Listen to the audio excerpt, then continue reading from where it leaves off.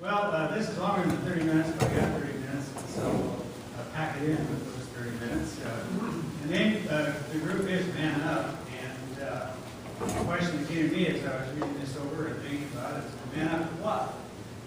Because you know it's man up to what? And it seems to me that what the group is about is to be man up to Jesus Christ. Okay? That's the whole thing. And I've been trying to do that for a long time myself. And a few years ago, I found, I heard a speaker, Dr. Fury from St. Louis, and one of the things he talked about was he gave me some pegs to put man up to Jesus Christ on. In other words, just various things you could hang elements of Jesus' life on. They come out with like just a certain number. It varies depending on who you talk to, but anyway, like a certain number. And maybe you've heard about these, but masculine archetypes. How many have heard about the masculine archetypes? Okay, yes, some. That's good. Okay.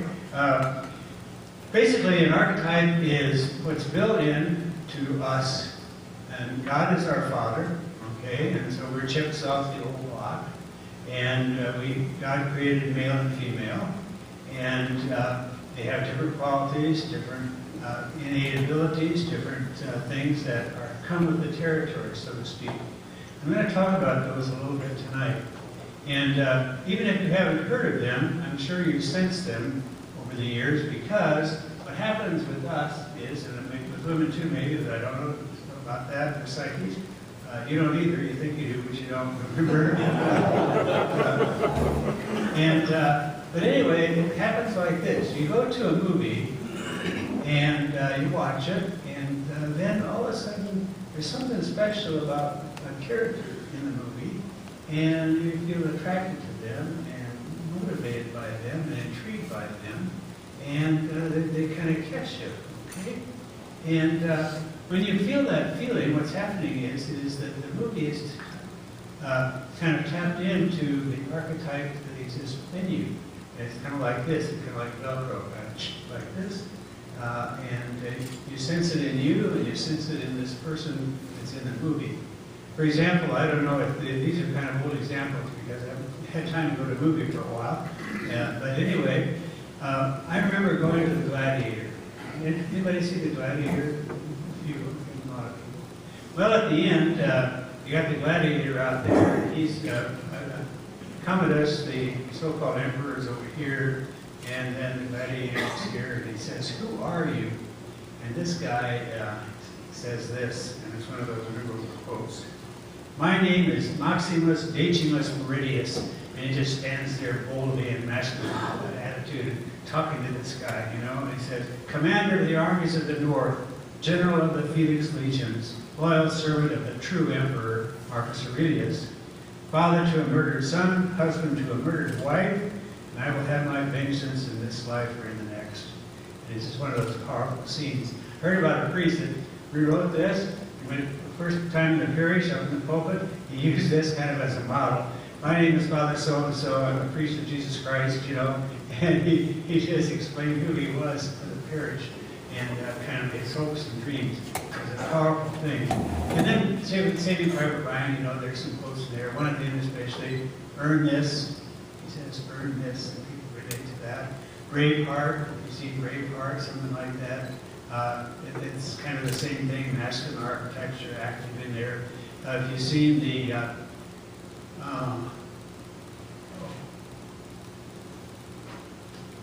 Lord of the Rings, if you've seen the Lord of the Rings, there are a lot of different archetypes, male archetypes in that work too. So these are really gifts from God, and they're built in, they come to territory, they come with us, okay?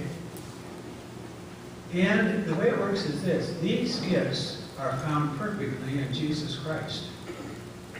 They're found in myth, they're found in history, they're found in literature, where the males come out with these various archetypes as strengths. And Jesus Christ had them all. And so when we man up to Jesus, one of the things that helped me was I hang my imitation of Jesus on the various archetypes. And I'll talk about what they are in just a second, okay? I'll do it right now. We are a reflection of God's own heart. We chip off the little block. God is Father. That's going to be one of the first archetypes we talk about. And there are 5 of them, actually, that we're going to talk about. And you just think about this. You think about movies you've seen and just living with gods you have. And there's the archetype of leader, king, and father. And males have that particular, that's the power that they have. It's innate in them. A leader, a king, and a person who can fatherhood. Okay. The second one would be like warrior, and we're a chip off the old block. And in the Old Testament, God is called, and then in the Mass we say it, the Lord God of hosts. Hosts are armies. He's the Lord of armies. And God was a warrior against the Egyptians, for example. And Jesus was a warrior. We'll see that too. He wasn't a pansy by any chance. He was a warrior. Okay? And then another one you have is the archetype of lover and a wise man. And then there's the archetype of sage, wise man, sage, and miracle worker. We're going to talk about those very quickly because we don't have a lot of time. Just kind of put those together. Remember, these are yours. You have them right now. They're all there. They're potentialities that you have. They need to be brought into action more deeply and more aggressively. Okay? Now, when it comes to women, I think women have the same archetypes as men. For example, one of ours is king, one for women is queen mother. And all of them are the same, but we play those archetypes out in a masculine key and they in a feminine key. Because I believe men and women are different. I don't know, that's not popular these days maybe, but I think they are. And I think that's a pretty safe bet, too, that they are. And they play out their lives in a feminine role and feminine responses, and we in masculine responses. And God is male and female. There's no difference of equality here. It's equal but different, which is fine. That's a great, that distinction works, okay? So, first archetype, father, leader, king, image of God in every man. God is father, he's a leader, and he's Jesus Christ who is king, okay? It's interesting how people read these various archetypes. I was at a church one time, Christ the King Sunday, and the priest got up and actually talked against this image of Christ the King because he said kings are out.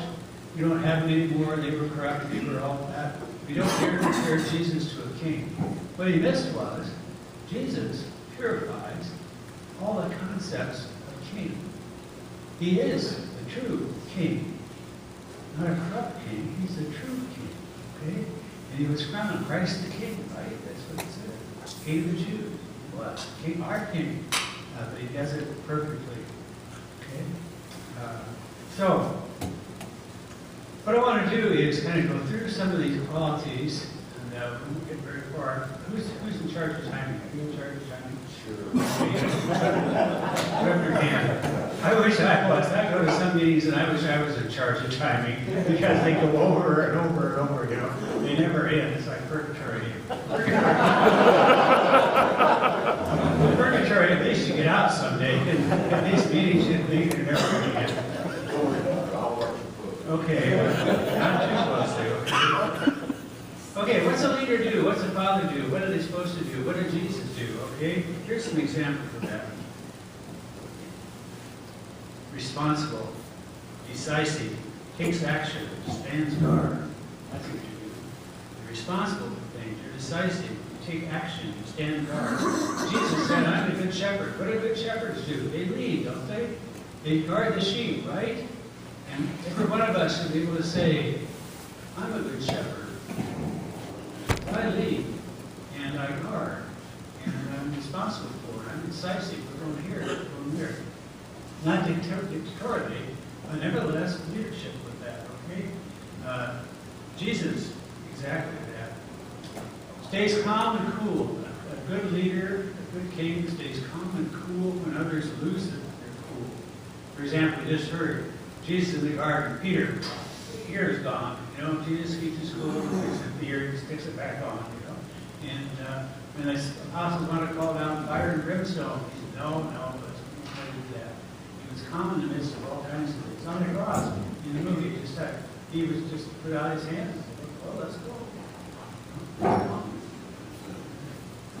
Next, vision of family. Vision of family establishes, provides for the family. Jesus had a vision of the kingdom of God. And so that's the idea of that vision. A king has a vision. And it doesn't just go day to day, but they have a vision for the future. They have a plan for the future. A king and a father are generative. They leave life behind. And that's what we should plan to do every day. We leave life in our wake because people are more alive after they meet us than before they met us. We have that intentionality. And Jesus did that with people. The woman caught in adultery gave her new life. The widow of Nain gave new life to her son and restored her to life. The tax collector, Zacchaeus, was living a life of sin and corruption, and Jesus just gave new life, okay? It was generative of new life. And sometimes I think we discount our own leadership with that and generativity, because if you help someone to lead a deeper life by just 10%, if you do that for 10 people, then you've created the equivalent of another human being. And that's what you do. You let people live a little better, a little deeper, and a little more intentionally, and you do that for enough people, and it's like you've created a whole new person. Because these people are all more alive than they were before they met you. They're generative in that regard. Source of affirmation. A good leader, a good king, a good father is an affirmer, okay? Something about that really important. This naval sidetrack here. Something about that really important. Dads, affirm your kids, okay? They thirst for affirmation. There's the affirmation of they're good in sports, okay, or they're good, they get good grades. That's affirmation for performance. That'll make your kids perfectionists. It'll drive them nuts. You can do it, but you got to be careful, okay? The only time a lot of kids get any affirmation from their dads is if they excel in some activity, okay? And they're never told things like the girl would be told, "You're beautiful. I'm so glad you're my daughter. I love you. I wouldn't take you for anybody else." That's emotional affirmation. And that's the kind that kings and fathers give, okay? To your son. You got to tell your son over and over again, you got what it takes. I'm glad you're my son. I love you. I wouldn't turn you for anybody, you know? One time a kid told me it's really good. His dad he smashed his dad's car. Okay, this happened in Des Moines over my students in my class. Smashed his dad's car, came home, had dad come out and look at it, dad chewed him out, yelled at him, cussed at him, right in the house, cussed at him some more. Kid runs up to his room, goes, slams the door, and hops in the bed. And pretty soon there's a knock on the door. And the kid told me, I thought it was going to be round 2. And his dad came in and sat down on the bed and he says, "Son, I want you to know before you go to sleep that I love you more than I love my car." That's good. That's good stuff. And that's so important. Fathers affirm, okay? Father to the fatherless, not so fortunate, and the helpless. That's right. And so powerful that is, okay? So, one of the hooks you hook your devotion to Jesus on is leadership, fatherhood, and kingship in your own life, and in a way that imitates Jesus in that, okay? And you take that home, and you are that.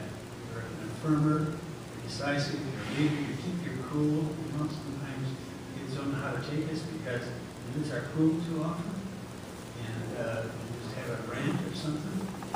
It scares me sometimes. We gotta keep our cool. Okay? Good leaders do that. Okay. Now, Jesus said, notice how there's putting some things on here. I have come that they might have life and have it more abundantly. That's us, isn't it? Jesus was like decisive. He set his face for Jerusalem. He decided, I'm going to Jerusalem, I'm going to die. Okay, that's what he decided. He rebuked Peter, no, not that way. He's going to do it. He took leadership and he spoke up. He affirmed and blessed people for their faith, their perseverance. He was a friend of the sinners and the outcast, disdaining what others might think about him. He was the leader of the apostles. And when they failed on Good Friday, he called them back to the world. That's the archetype of the first one, okay, of kingship, leadership, fatherhood. And you got it, it's in you, and the thing is, you develop. And you look over here and you imitate Jesus. Then, how am I going to be a king? How am I going to be a father? How am I going to be a leader? Like Jesus did. Okay? That's the first one, okay? Before we go on, though, what we need to do is talk a little bit about leadership. And that is, our whole society, and in seminary it's the same way, people talk about leadership and they talk about the top 5. There's 150 people there, and then 5 students are the leaders and the rest are followers. You know how that goes. And they're usually good-looking, muscular, you know, and all that stuff, and smart, and sanguine personalities. And these are the leaders. Okay? But that's all wrong, actually. Because everybody leads all the time, 24/7. You lead all the time, for better or worse. You can't avoid it. All of you are leaders. And so don't be thinking there's just a few at the top that are leaders. You are. Just talking to somebody the other day. They were rooming with this kid, and his roommate said, you ever go to Mass anymore?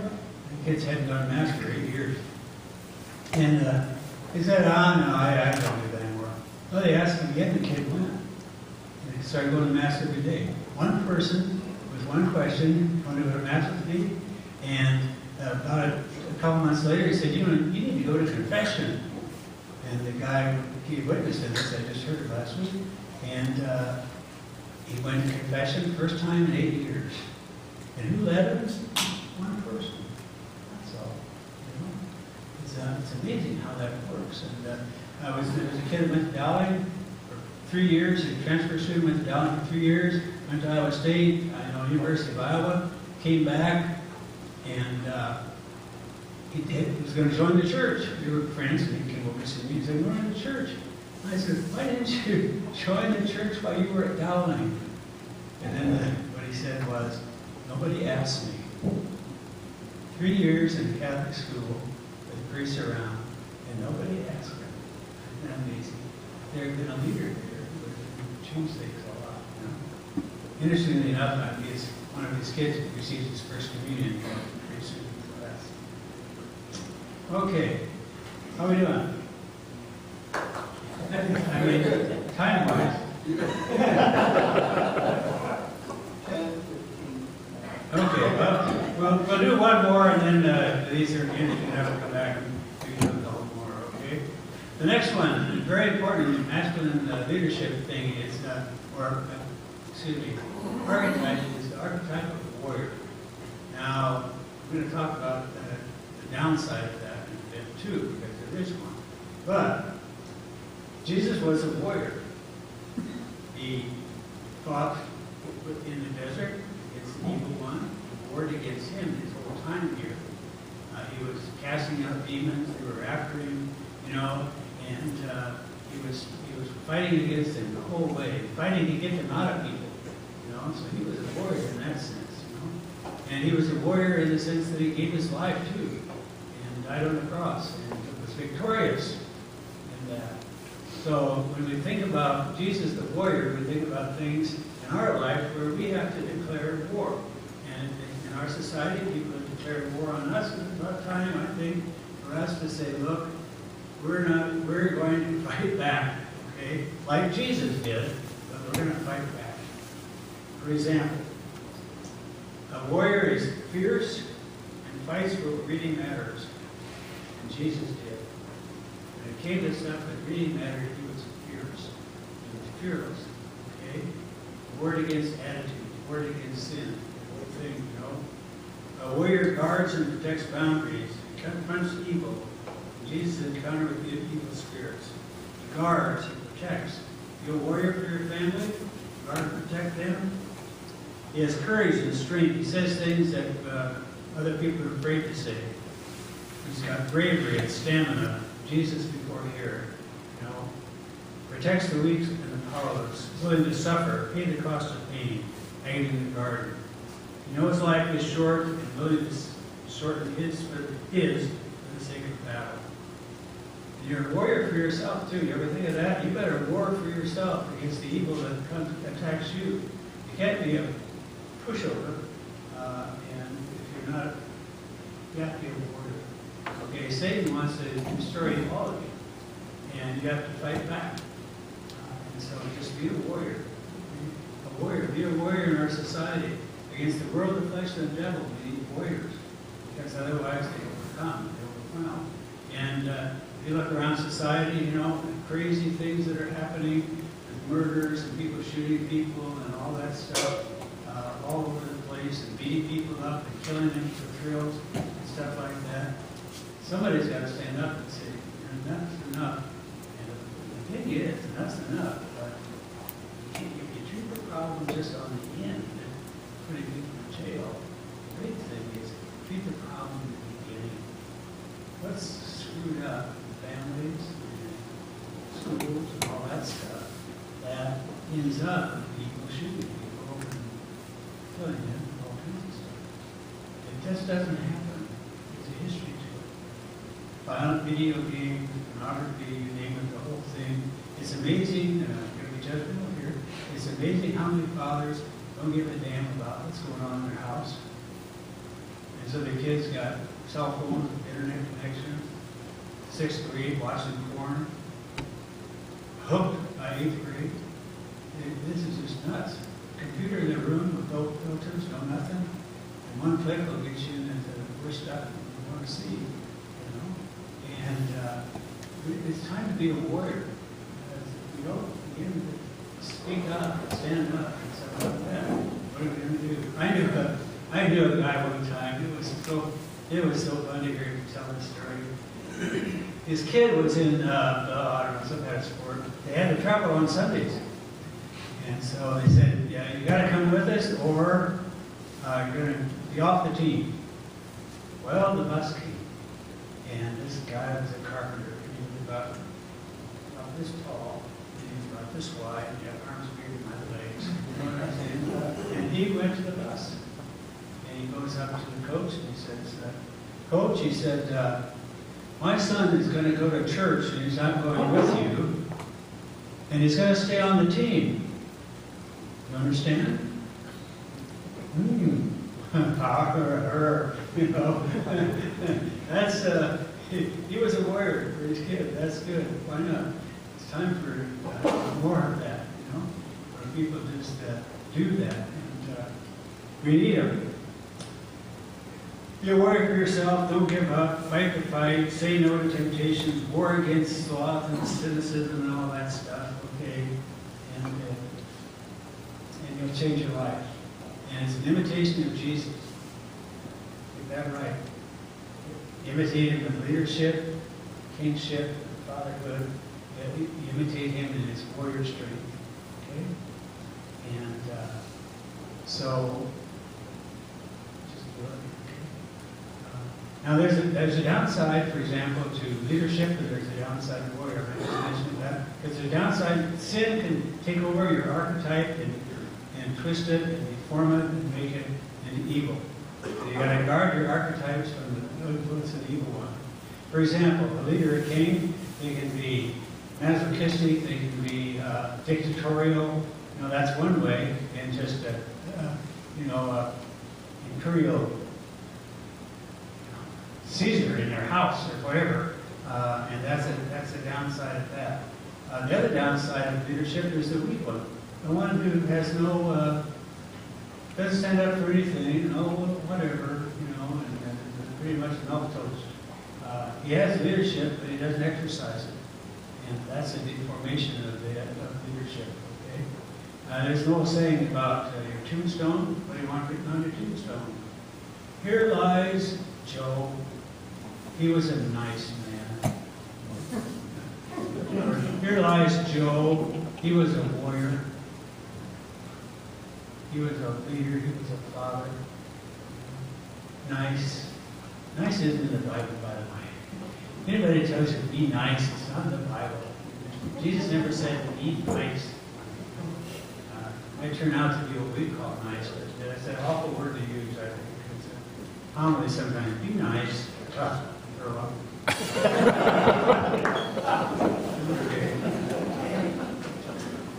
Okay.